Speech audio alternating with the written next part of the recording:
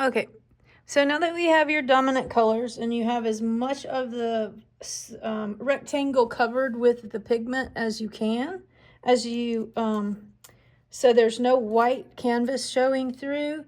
The next, what we're going to do is we're going to mix all the dominant colors with white. Now what you want to do is you want to do a pretty large amount of this cadmium yellow plus white, because essentially what you're going to do is you're going to mix this base color here and then mix it with all of your dominant colors up this way. So you want to go ahead and mix up a pretty good bit of this cadmium yellow plus white.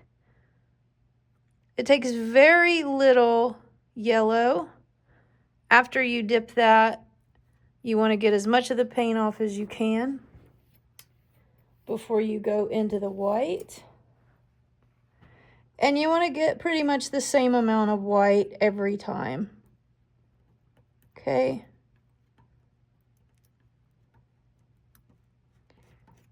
And when you're mixing, you're scraping and rolling.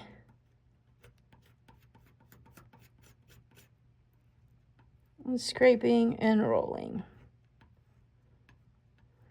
And you see on my palette knife, I have a lot of white left over. I'm going to mix that in.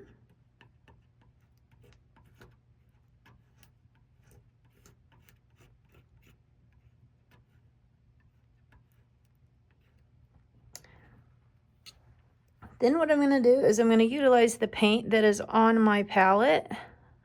On my, palette knife. And I'm going to go ahead and fill in this color here.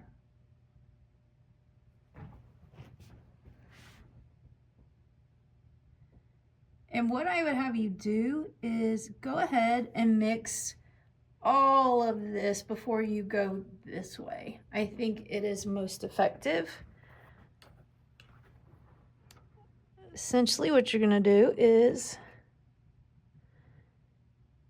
cad yellow plus yellow, a little cad yellow plus cad red, cad yellow plus alizarin crimson, plus blue, green, Naples, yellow ochre,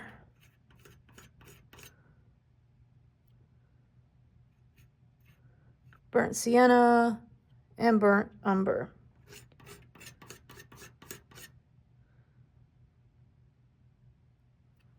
Okay, so we went ahead and got some yellow.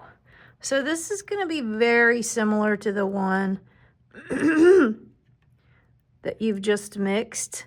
We've just added a little bit more cadmium and white to it. Whenever you add white to a color, you're going to get tint. If I added raw umber or a dark black to that, I would get a shade.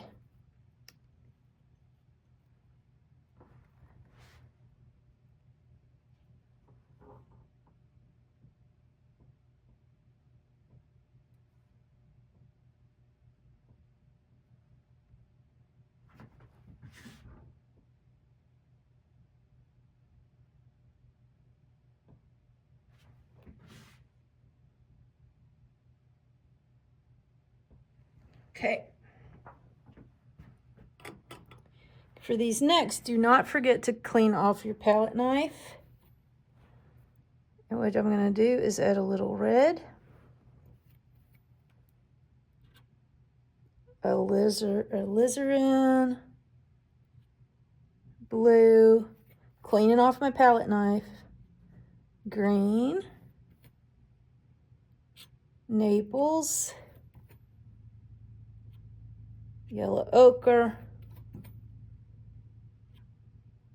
burnt sienna, and just a little raw umber.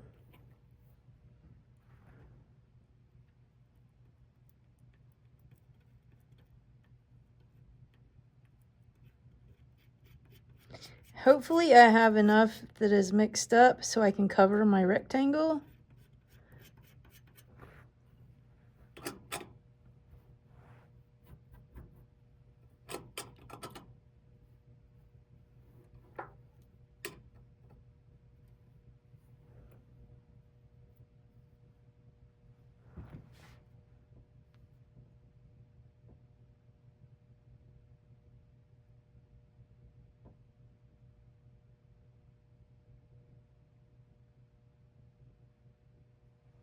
You don't want to mix it with the other rectangles. You want to try to cover as much of the white as you can. Because if your color chart has white lines in it, it's hard to see what colors mix with.